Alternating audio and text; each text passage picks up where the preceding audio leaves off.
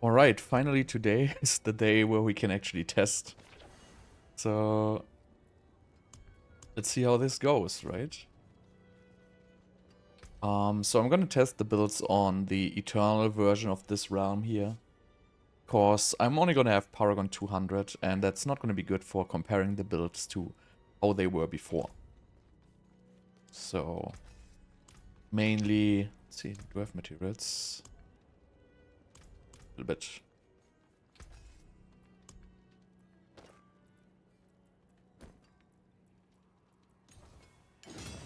So mainly I think Chain Lightning is gonna be the best builds.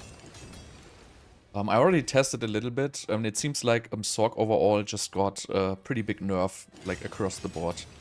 Everything seems to be just significantly weaker. Chain Lightning was the best thing I tested so far. I tested the Shocking Impact. It wasn't overwhelming, but I didn't fully commit into it. So I'm gonna test the Chain Lightning builds now in general with the Lucky Hit. Because, you know, skills still don't do damage. Nothing changed there. We just lost a buttload of damage from Conjuration Mastery missing. And I think the best build is going to be a pure Lightning Spear. So I'm going to finish Chain Lightning and then I'm going to test Lightning Spear. Because Lightning Spear looks, to me, the best build. Because you can actually make use of Conjuration Mastery. And that's really just the whole story about it. Because Conjuration Mastery is so goddamn strong. And now, as you can scale the Lightning Spear damage with, you know, Conjuration damage, and Conjuration Mastery is now stronger than before. Well, it's not stronger than before, but, so it caps at 10, but it gives more percentage. Now, that's what I wanted. So now I have... Essentially, I'm just gonna go with the, I think this has been nerfed, by the way, but I'm not sure. So I have to get mana on Lucky Hit. So I did like 95 with Chain Lightning already. That was kind of a hassle. But that pretty much felt just like it felt before, honestly.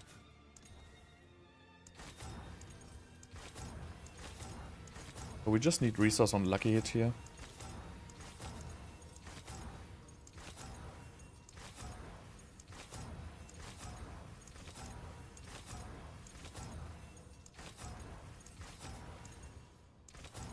But yeah, I'm really missing the Conjuration Mastery. Even though the meta was shit, it just feels like all the builds are just significantly weaker now without. Lightning kind of is not extremely weakened by it, but it's still weakened by it. So I guess you want to switch this from cooldown reduction towards Chain Lightning to hit twice, actually. To get the full potential. I think the cooldown doesn't really matter all that much anymore. You could get the Ball Lightning pull for switching out the Rakanos Wake. But I have to see how it plays out. Because I think Frostburn, I mean, there's probably Fist of Fate is going to be the better variant, but let's see what I have here. So I have Ultimate Cooldown and I have Vortex. That looks okay. So let's just use this for now. And I might want to remasterwork this one into Chain Lightning hits, though.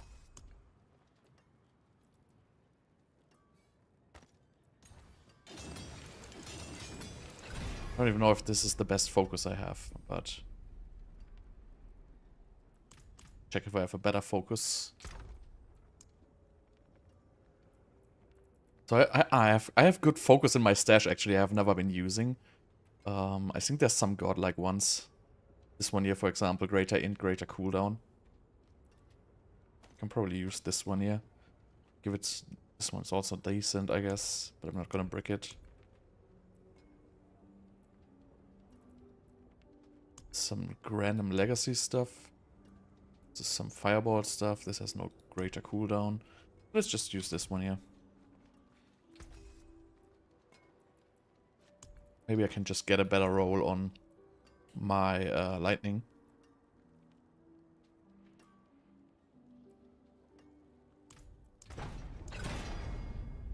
15.9.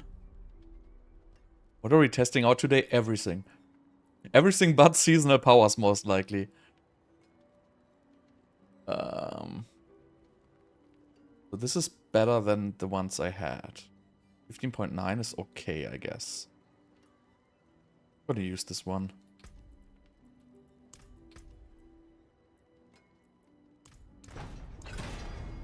I'm starting with Chain Lightning now. And then I'm gonna do Lightning Spear. Because I think Lightning Spear is gonna be the best build. I might later test the seasonal powers, but honestly, I just want to compare right now the strengths of the builds from before and after. Because the seasonal powers are really just damage increase. I mean, they are alright, but as far as I can see it, they are basically just stat sticks. Ball Lightning isn't trash. I mean, I saw someone else playing it. It's probably gonna cap out somewhere around tier 90-ish, I would say.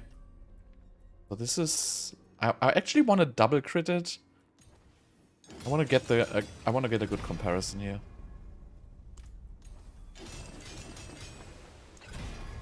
Yeah, there are new uniques for Ball Lightning, but they're not really changing a whole lot.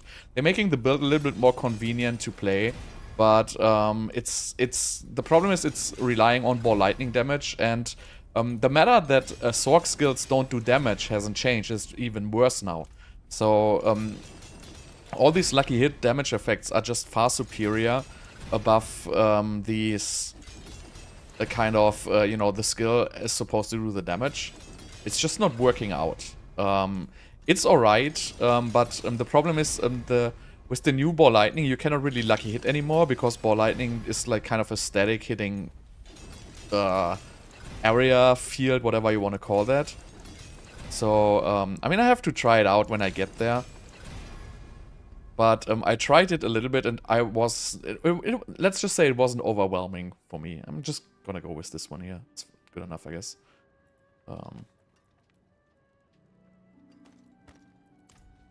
It really was underwhelming. I mean, it played nice. The gameplay was cool because you can cast by moving and all that stuff. So it's definitely a decent build for like speed farming and stuff like that, maybe. But besides that, it didn't really feel all that great. But I'm gonna check it. I checked it with like a not optimal character, so I will definitely check it with a better character. I guess this is alright. So we need splintering. I have splintering. I need shredding blades.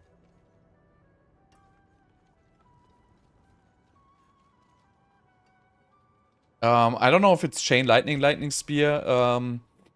I think it's gonna be lightning spear. I don't even know. Probably not winter glass, but I don't know. Hey, it's going alright. How are you doing? So let's see. What was I gonna do? Splintering. No, shredding blades. But yeah, so far the damage loss. Why do I want to max my aspects here? What's going on? Where's the guy? How do you do progression? Unlock all torment tiers. Oh, Aragon. Oh.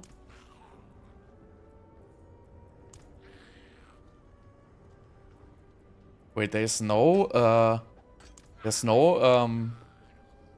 grant random legendaries? Ah, max all aspects. There it is. Yeah, I will play a Sorc in PoE2. I will start Sorc and see, and then I will try Witch as well, but I'm probably gonna do Sorc first. I mean, I'm definitely gonna do Sorc first, but I cannot really tell for how long. But yeah, definitely. So definitely gonna happen. Let's see. There we go.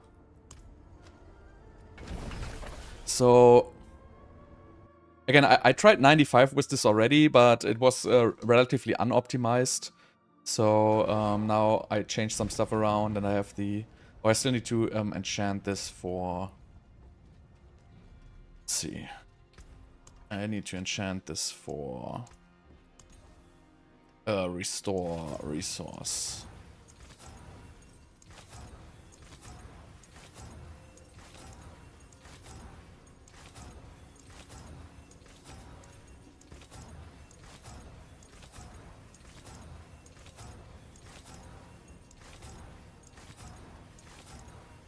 This enchanting.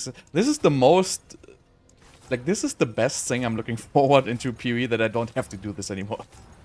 I just can't stand this system. I really just can't stand it. This is. I'm like 10 minutes into the stream and I'm already like sick of it.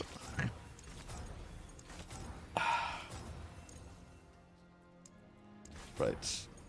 Yeah, so this is bricked on the ultimate part, so I don't know, but I think I'm gonna still have enough unstable currents. If I don't have enough unstable currents, I need to like fix it, but I didn't really have a better amulet right now, and this one is actually pretty decent, so.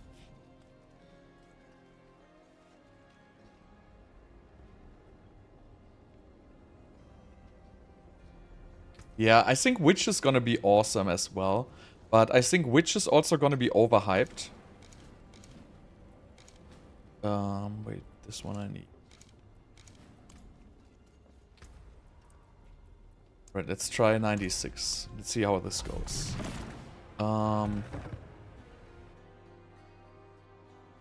yeah, I really don't see this Season 7 being any good, honestly. I mean, I checked out the seasonal powers, they're freaking boring. Oh, I probably want to disable these damage numbers. So I'm not really optimized into Lucky Hit at all. But as you can see, like, this is already getting a little chewy.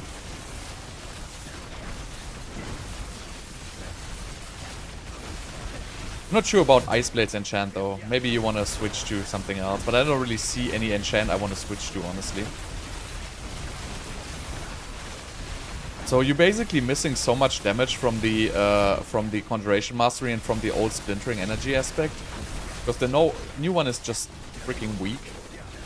I don't even know if it's worth playing it, but I think you have to.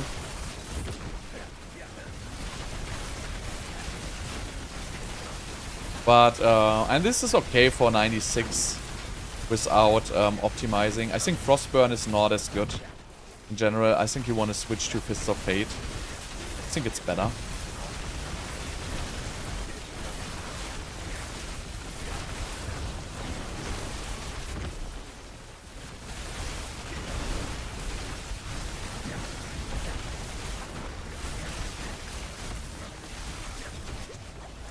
So I guess you need to optimize Lucky Hit chance a little bit and switch to Fists of Fate. But you know, I just don't wanna min-max these builds. I'm just going through the builds and just compare them to like the strengths they had before. And I would say, you know, this Frostburn Chain Lightning, it pretty much performs relatively equal to before, honestly.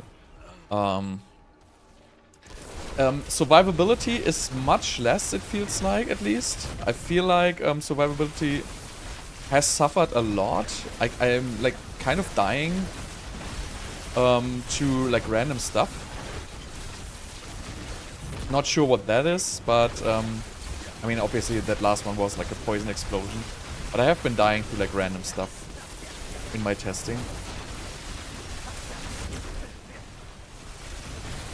Honestly, my opinion is they should not even try to make endgame.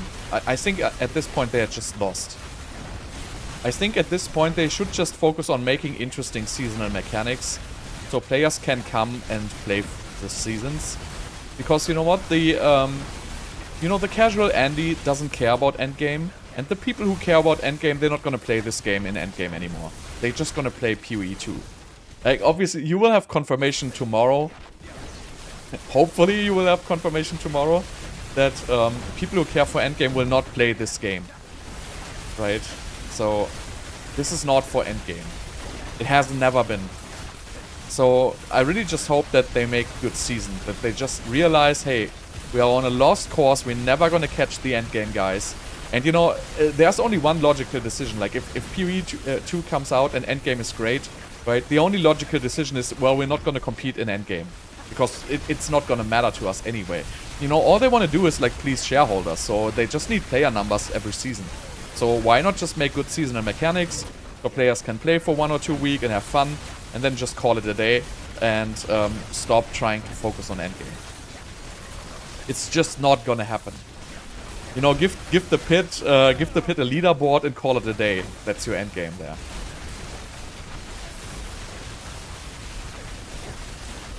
With Fireball on hit 55. Do you have the Fireball uniques? Like the gloves of the Illuminator and the staff of Endless Rage?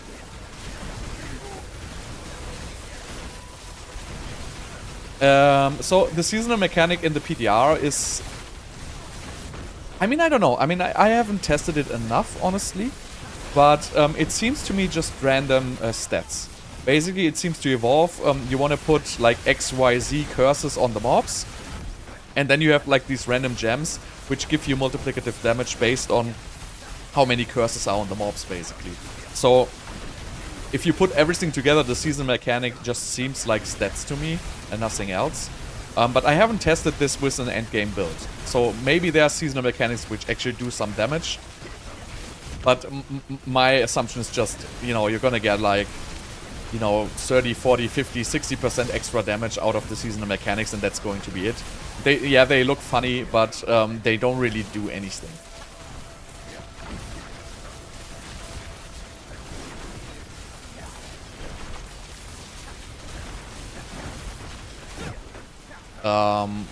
You can keep your... So you can keep your greater affix items, of course, but you cannot use them in the season. So they're gonna stay on your eternal realm. So if you want to play in the season, you cannot use your existing items. And this is alright for a 96. So this is probably still gonna cap out somewhere around 100. This is pretty much exactly the same power this build had before. Yeah, if you play on Eternal, you can just keep your gear. It's nothing is gonna change. So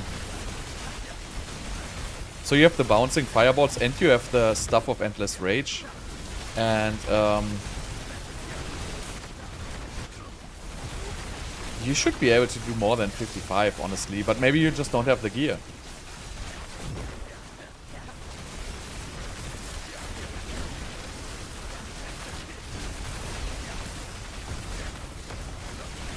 Like, gear and Paragon is very important, like, especially maxing your glyphs.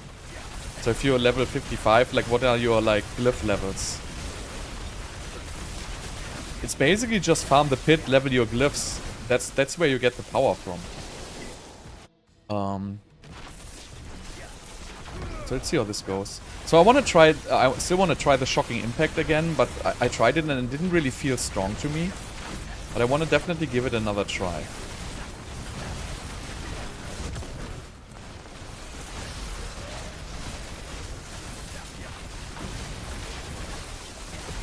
Yeah, I mean, this is pretty much the same than before, honestly. A little bit less damage, I would say, because of the Conjuration Mastery.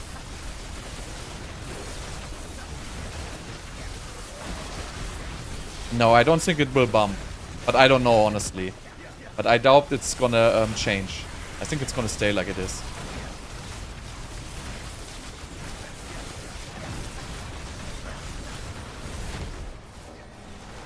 I mean, this build is still... I don't see me optimizing this. I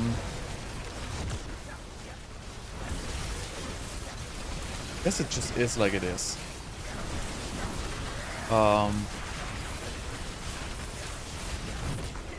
I won't try the Shocking Impact. So my problem with the Shocking Impact was I didn't fully commit to it, right? But my problem is in the dungeon I was just very slow. So you can get like 30 ranks in Shocking Impact, which might do significant boss damage. It's hard to figure out, but I was just not doing the damage in the dungeon phase because the Shocking Impact only does the the damage on bosses, but not on regular mobs, which are already crowd controlled, right? So you basically lose all your damage on the regular mobs. But I definitely want to try it again with like more commitment. Like with all the lucky hit stun effects and shit like that.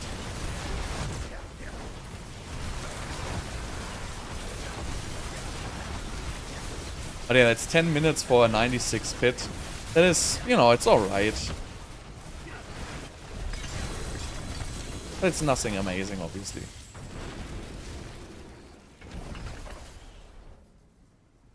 Oh, let me just change this. So we did it at, what, 20 minutes. So it started at like 10 minutes. Oh, 0, 0, 10 minutes. Chain Lightning Frostburn at pit tier 96. 6. So I'm gonna keep this build like this. I'm not gonna push this any further. So I'm gonna change this to Fist of Fate now.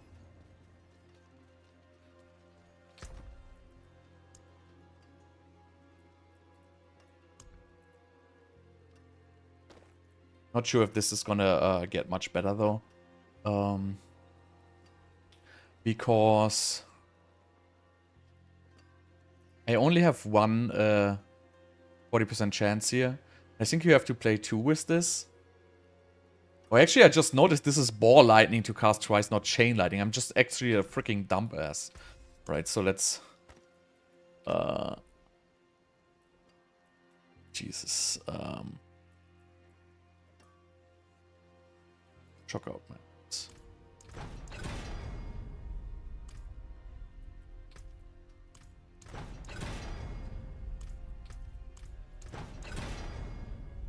Wow.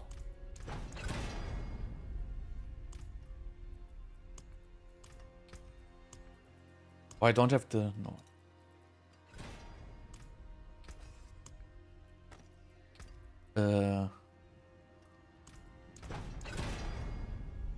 I think it's stronger if you have it with a higher roll here. But if you just have like this medium roll, I think it's not even stronger if you go to Fist of Fate. But you cannot play it. You can play it with a double roll, obviously. Then you're just gonna. Well, I think it's in the end. It's probably gonna not be like a huge difference. But I want to do the Fist of Fate because I wanna need that for the Shocking Impact build. But maybe I should then not brick my items here. Anyway. Come on! Is it... Oh, this system. This system is so goddamn freaking bad. Yeah, but I got the max roll though. So yeah, let's try one more time. I don't think I can really optimize anything in like this Paragon. I mean, I don't have enough points to get like the defenses completely done. But besides that, I'm playing Destruction right now and Eliminator and Unleash and Tactician and Elementalist. So I don't think you can really, you know, get anything more out of these boards. You just choose these lightning nodes. So really, I don't think you even need to debate about these Paragon choices. So yeah, I think I'm not 100% uptime on Unstable Currents right now. Because my amulet is bricked. Can still get like one more point from somewhere, like damage reduction or something like that. So let's do like a 99. Do the try hard.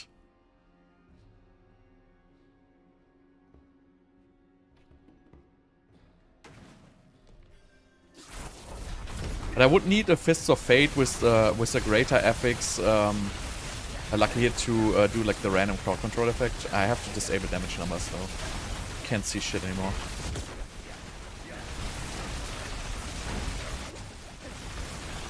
See, like there's no damage right now. So this is weaker, I think, than before. I mean, these are shielded guys though. So 99 would be... So when I was playing this build before, I would need exactly 50 minutes for a 99 pit. Like, but, you know. No, I don't think they're planning on making Tempering Scrolls infinite, do they? I mean, not sure. Would be nice if they would. But then, you know, then you might just, you know, take them out of the game anyway. So, I mean, what's the point of having these Tempering Scrolls if you know, they are so abundant. Since they are not rare or anything, you could just remove them entirely, right? Just give infinite tempering attempts. But then, if you give infinite tempering attempts, right? Then why keep the RNG? Then just let me choose. And then, oh wait, all of a sudden you have a useful crafting system. As you can see, like, you take significantly more damage. Now, I mean, I'm still missing, like, a little bit of damage reduction. But, yeah, so this is still, like, before, pretty much. I guess on the damage side.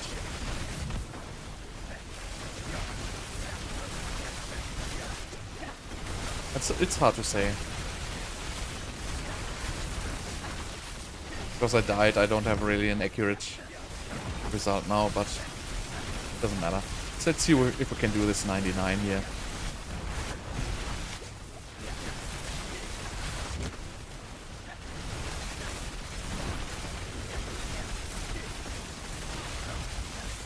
This is like a horrible pit anyway. See, but it's definitely harder to survive. Like before, it wouldn't matter yet. You could just face tank everything here. But I think there's damage reduction missing by changing the boards. And I didn't really compensate for that. So maybe I have to compensate for that.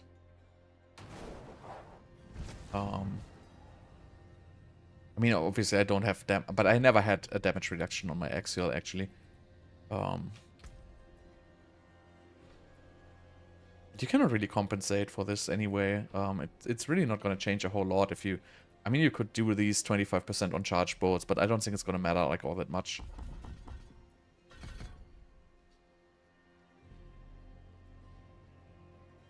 I think we have to deal with it. Just want to have like a regular pit. I mean, you could exchange obviously the war cry for damage reduction. That's what you can always do.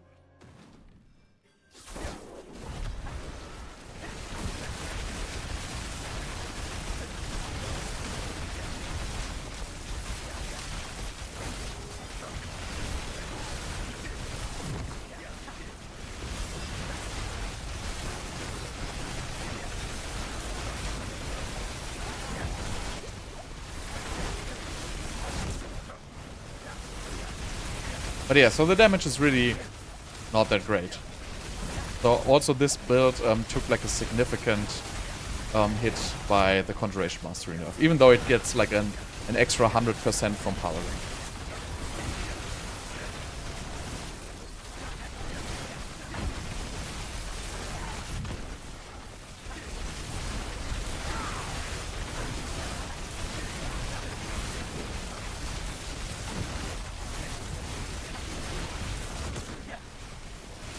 But yeah, after this we try the Lucky Hit one and then Shocking Impact, basically. But I might have to get Fists of Fate. I mean, I can try with the Fists of Fate without the high Lucky Hit chance.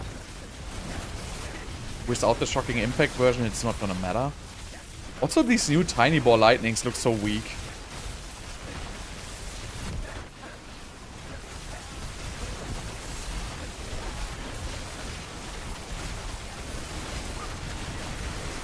Is this even Warcry?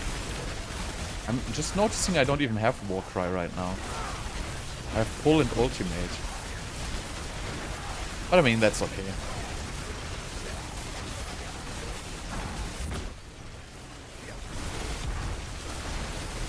But yeah, as you can see, like, the damage is really not there anymore. So the trash was definitely faster in the 99.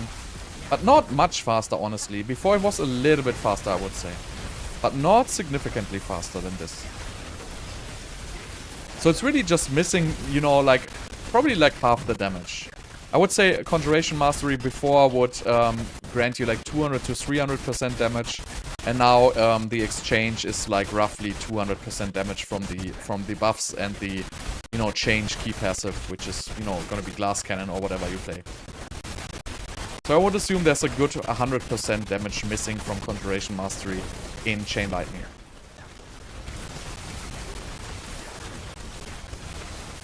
That's exactly how the build feels. It feels exactly the same like before, but just half the damage.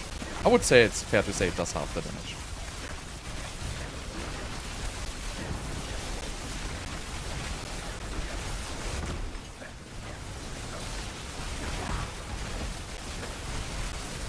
It's also like so stupid they took out another enchantment which is usable.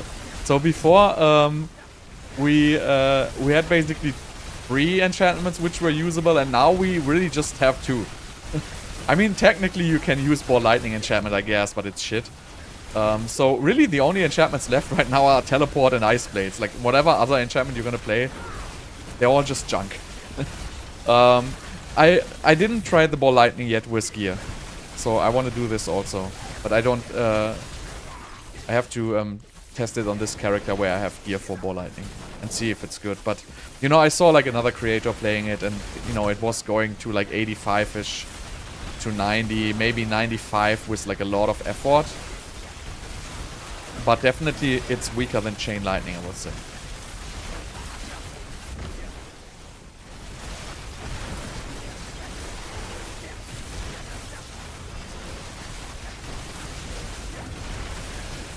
So I really think Lightning Spear is gonna be it. I think Lightning Spear is gonna be the strongest build. I tested Lightning Spear briefly on the character on the seasonal, and I was getting like up to 2 billion crits already without even having any good commitment in it. And I didn't really test it a whole lot, but I think Lightning Spear is just gonna be the top build. That's my assumption there. I tested Frozen Orb. I tested it with Frozen Orb. It was freaking weak. There's just no point in doing it with Frozen Orb if you only need like 10 Lightning Spears. Frozen Orb really just doesn't seem to be doing it. It works kind of cool with the, how it's called, oh god, forgot about it. The new Ball Lightning, which gives you 2 Crackling Energy on cast. That is pretty cool actually, because if you stand still, it's gonna spawn the Crackling Energies on your character.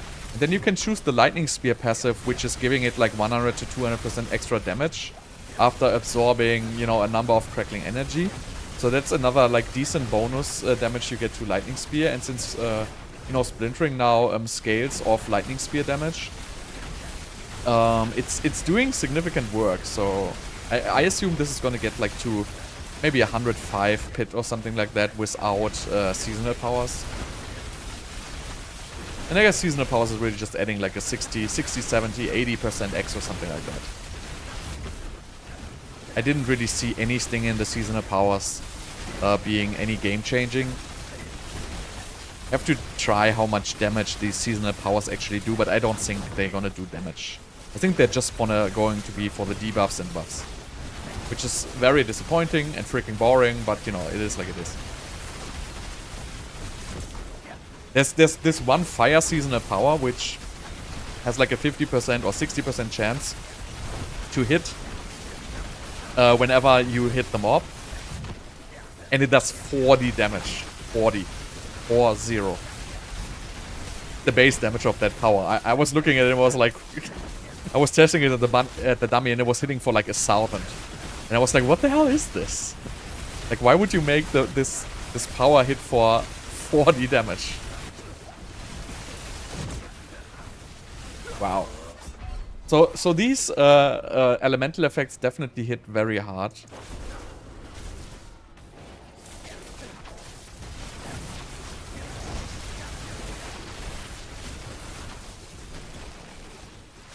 But yeah, you don't even want to do like the super elites. Honestly, killing super elites with like with Chain Lightning is such a pain.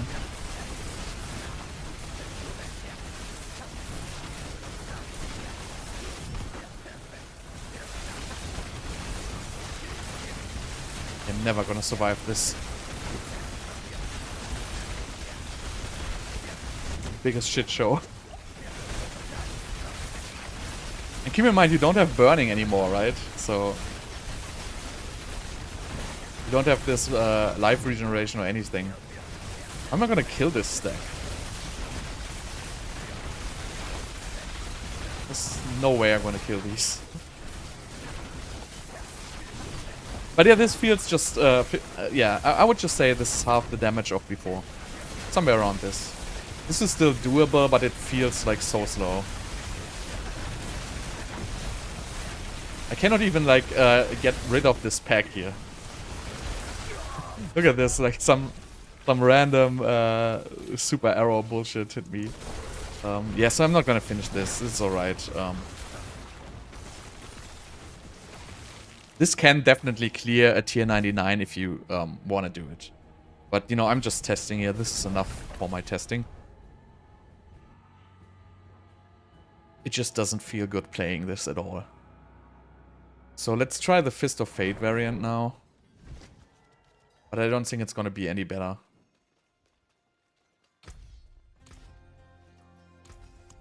This one here.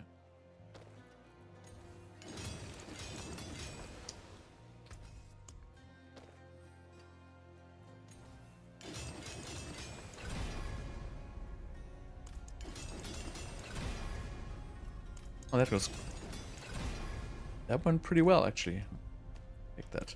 Okay, so we go for Fist of Fate now, and we really don't change any... I mean, it would be better to triple crit this, but I'm just for the testing. I guess it should be alright this way, with Fist of Fate. And I don't even know if you want to really keep the Lightning Spear or not. It's really hard to tell, because it also, like, eats up skill points. I would have to test that. With and without. But even with or without, it's not going to make a huge difference, right? Because it's just going to be, you know, it's maybe going to be like a 10 to 20% damage difference max. So I don't think it's going to matter all that much. Let's just do the 96 here again with the Fist of Fate.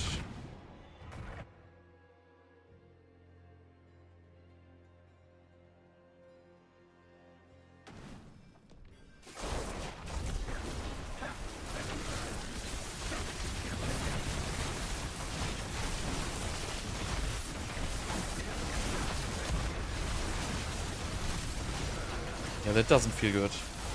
Crossburn felt way better. I can already tell you, this is way too slow for 95.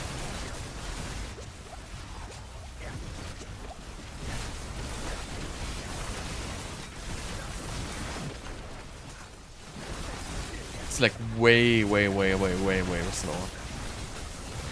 So I think it's just not gonna work with Fist of Fate. Let me just do the direct comparison one more time.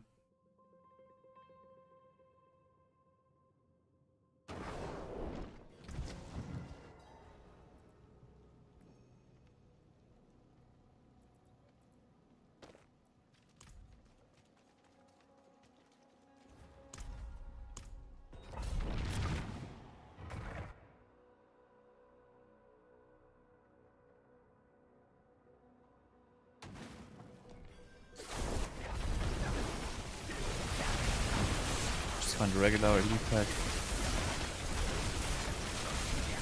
Yeah, this is like just so much stronger. Don't even need to argue about that. The Frostburn is just way stronger. Even though I'm not doing the damage now because of this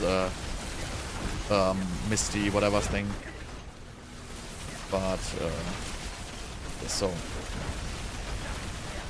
that's just, I would just say, you know, half of the damage than before is fair to say about this build. And obviously you can min-max, but I guess this is pretty much unchanged. So we're gonna test it with Shocking Impact now, because I really wanna give this another try. So I don't need to finish this, I already did this. But yeah, this is just miles ahead of the Fist of Fate one. So I guess with the Fist of Fate one, you really need to have double tempering with the damage.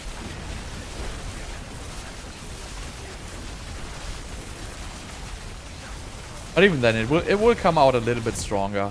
But I don't think we need to actually test like the difference of the build to the old build, because, you know, this is just like basically testing the meta. How the damages, how the builds change damage-wise. So let's try the Shocking Impact again.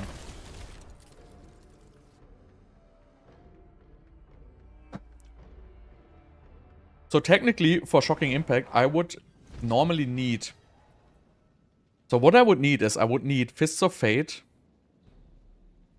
with a greater FX, so with the bottom FX in greater. I would actually need that.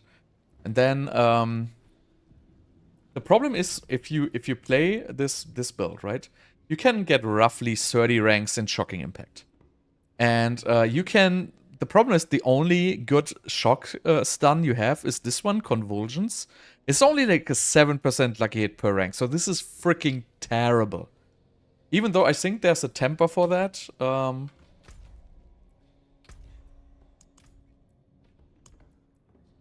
Obviously, you cannot search temporary recipe, right? I think that was utility.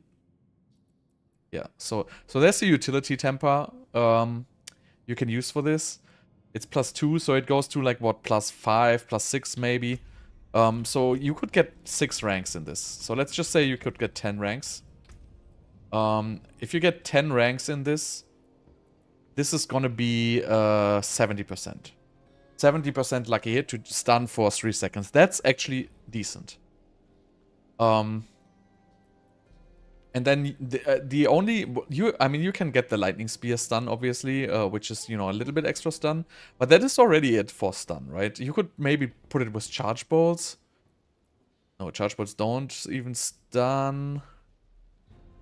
So there's really no other lightning skill which stuns. I mean, you can Arclash stun, I guess. No, not even Arclash stuns. I think there's nothing which actually stuns. Is Spark stunning?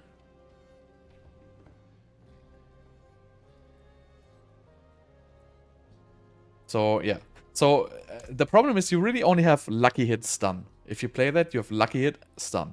So you have the 70% from this. Then you can get it on your gear, obviously. Why we don't play... I mean, we have to play Fist of Fate. To get the random crowd control effect at 100%. Because it's actually gonna... So with Fist of Fate, it's really weird. It's just gonna divide it, so it's gonna count for everything. So I don't even think you need Fist of Fate, but I guess, realistically, you cannot really do it without. So what you can do is you can basically just get one utility slot, which is Rakanos. You can get utility boots, get a chance to stun on it. And I guess you can get chance to stun on your amulet as well. But, in the end, I don't think it's gonna be enough. But we can test it definitely with some boots. No, boots cannot get utility temper, right? Can boots get for tempering? Oh, I hate this.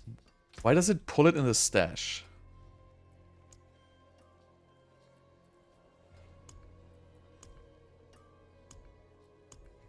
This one's I wanted.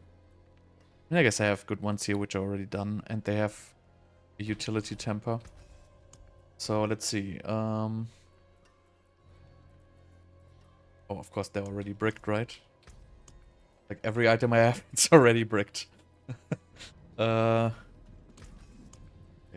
So you can get utility. I think it's the same slot, right? Okay, so Convulsions is the same slot than Worldly Fortune. So I guess you would probably... I don't even know what would be better, honestly. Probably Worldly Fortune would be the better stun for slot for stun than this Convulsions here. I would assume you would have to get Worldly Fortune. Let's do that. 16.5 to stun, that's good. And then you get just random mobility, whatever you want to do. Doesn't matter at all, right?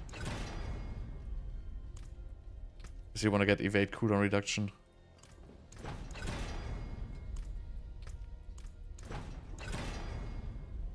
Good enough. So let's upgrade these boots here. So we want to get a high chance to stun now. That's our goal.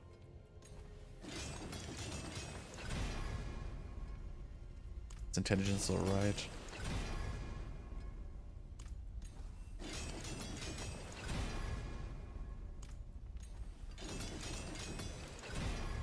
Let me just write this down. Current shocking impact chain lightning.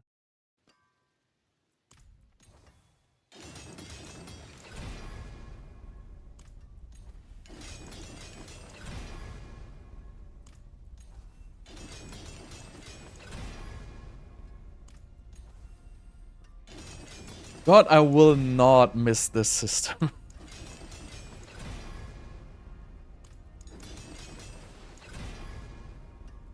So we want to hit it at least twice.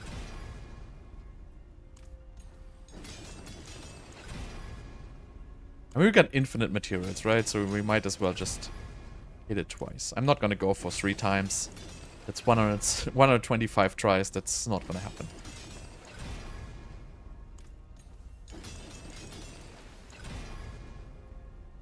But yeah, I think Sorc is going to be like rock bottom next season, honestly. Unless, you know, somebody discovers something crazy. I feel like it's going to be rock bottom.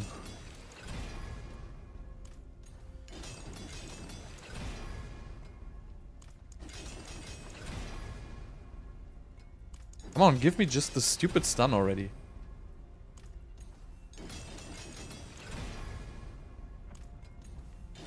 Everybody likes tempering, right?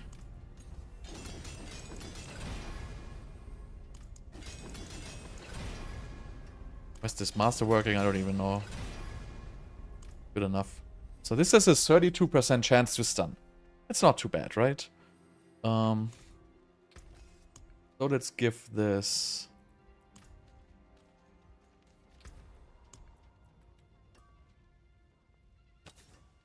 what do we give it? What does it even get? Resistance, movement speed. I guess we gotta give it... all lightning ranks? Probably gonna give it all res, honestly. Or armor. Maybe we can get armor, then we can use life instance.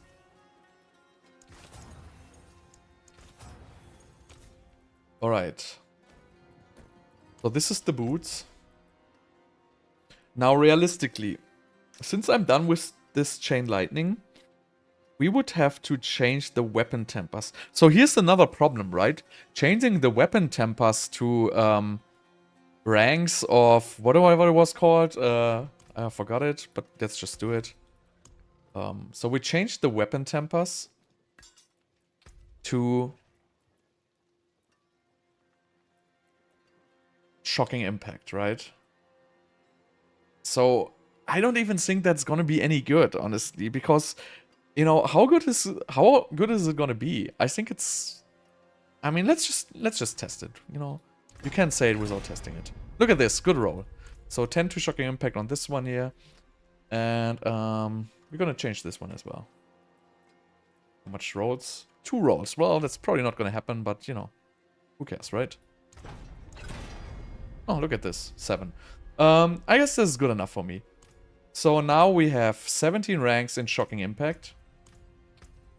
We're not gonna play the Frostburn. We're gonna play the Fists of Fate. It would be nice to have another Fists of Fate. Maybe I have one.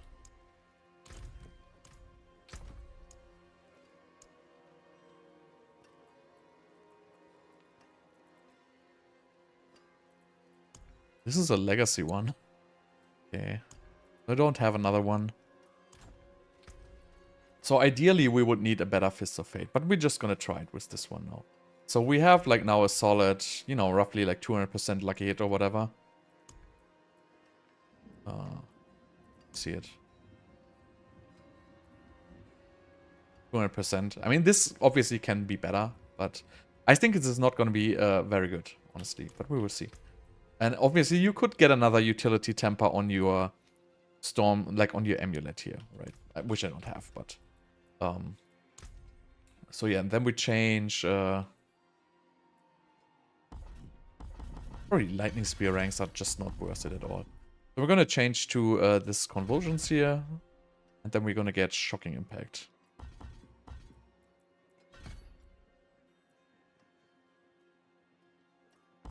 This is just for testing. I might just take these off. So this does 1050% weapon damage on stun, right? And you can probably get this to like 30-ish or something like that. But, so yeah, just for the try here, we can get ball lightning whole thing on this. What's it called? Gravitational, right?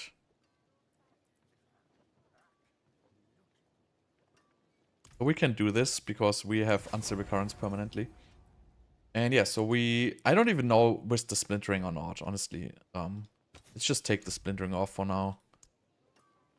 See if it makes a huge difference or not. But yeah, let's just try this. So this is basically all in Shocking Impact with... It's not the perfect Lucky Hit chance. Obviously, you can optimize Lucky Hit chance on your Tarasha ring, on your Ring of Starless Skies, and so you can always squeeze out a little bit more damage, I guess. But, you know, for the sake of this, it's gonna be good enough.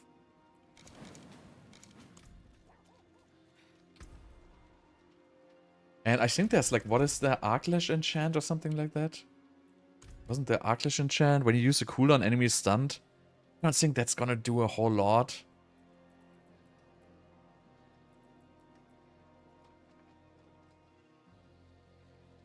I mean, for a boss, honestly, realistically, that's not gonna do a lot. How often you're gonna cast this? So let's start this with like a 90, because I assume this is not gonna be as strong. This is gonna be good on the boss, though. I mean, I don't even know if it's gonna be good on the boss, but this might be good on the boss.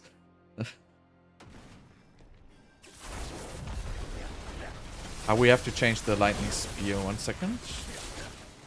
Lightning spear to stun.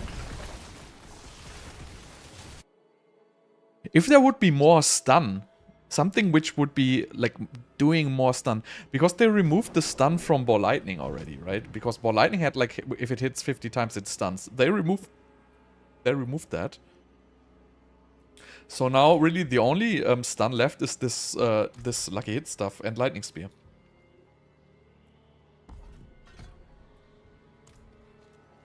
And I guess Lightning Familiar can stun as well, right? Yeah. But Lightning Familiar we're gonna get automatically anyway, so that's good enough. So let's see if we can actually do something. Because I don't think it's gonna do good enough damage in the pit.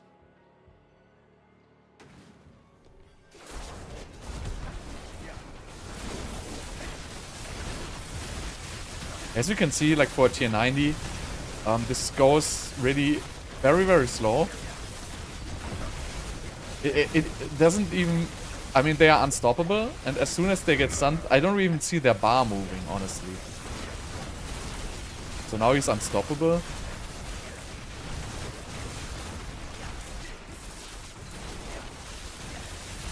I think this is just not scaling anywhere. This whole Shocking Impact story. I want to see it on the boss fight, but in this dungeon it doesn't really scale at all. But I don't have Lightning Spear, so maybe it's Lightning Spear missing.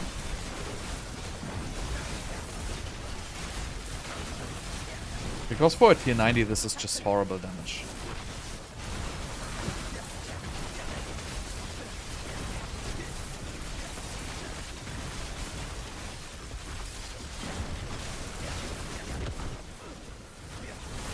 They are always unstoppable. So it should, if it would be against unstoppables as well, right? Then it would be good. The problem is with the Shocking Impact, it doesn't work on unstoppables. So I just want to see if the issue is Lightning Spear. But if you read Shocking Impact, it says or attempt to stun a boss. So this should be attempt to stun a boss or unstoppable to make this work. Because the damage loss in the dungeon is just so huge, you can never compensate for that.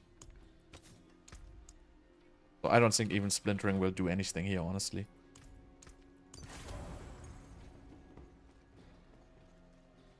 Let's try again, the 90.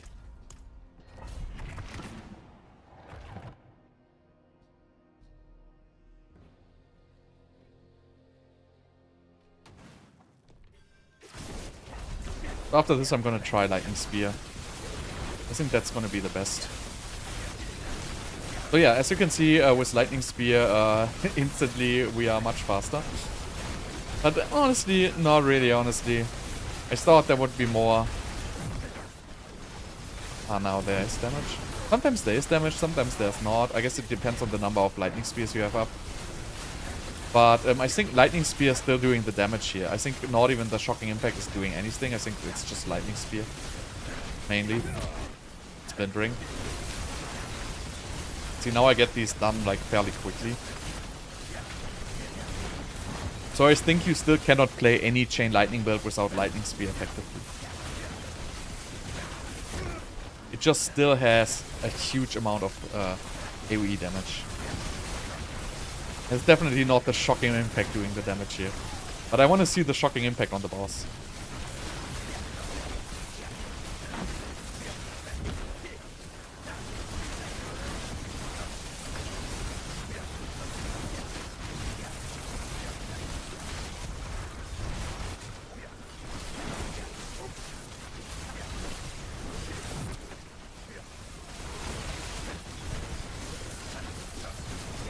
In the dungeon, it doesn't even do anything if you have more ranks in Shocking Impact or anything. Because you're really only gonna stun the mobs like once or twice. So you get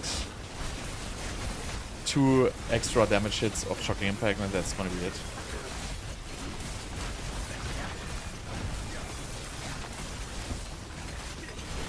They should really just expand that to Unstoppable.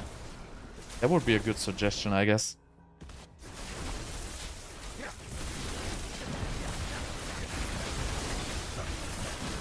I mean, these mobs are not even getting one-shot by the Lightning Spears. So Shocking Impact must be still very, very weak. My expectation would be, if I have more than 20 ranks in Shocking Impact, that the Lightning Spears would one-shot the non-elites. But they don't even get hurt.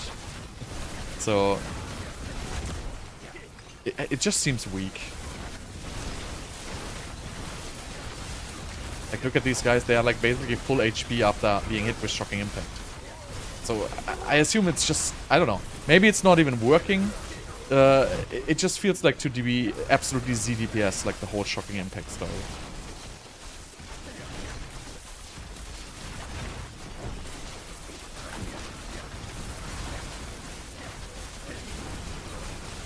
Like all these guys, these, you know, lose not even like 1% of their health by Shocking Impact.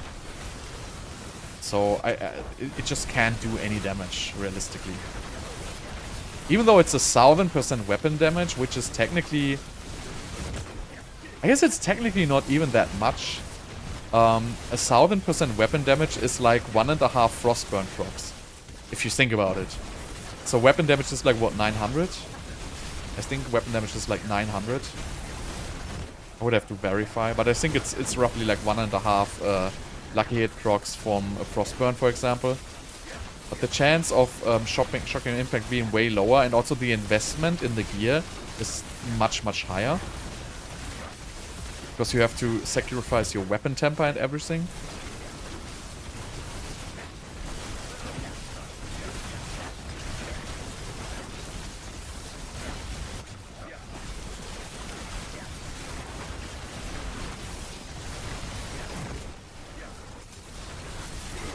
So I really don't think we will see a huge damage spike on the boss.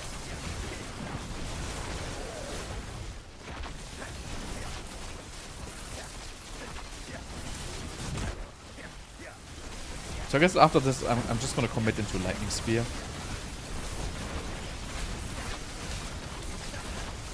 Good thing about Lightning Spear is you're not really forced for like a two-handed weapon anymore. Because the splintering is basically a fixed effect now. It doesn't matter what rank you have in it or where you put it.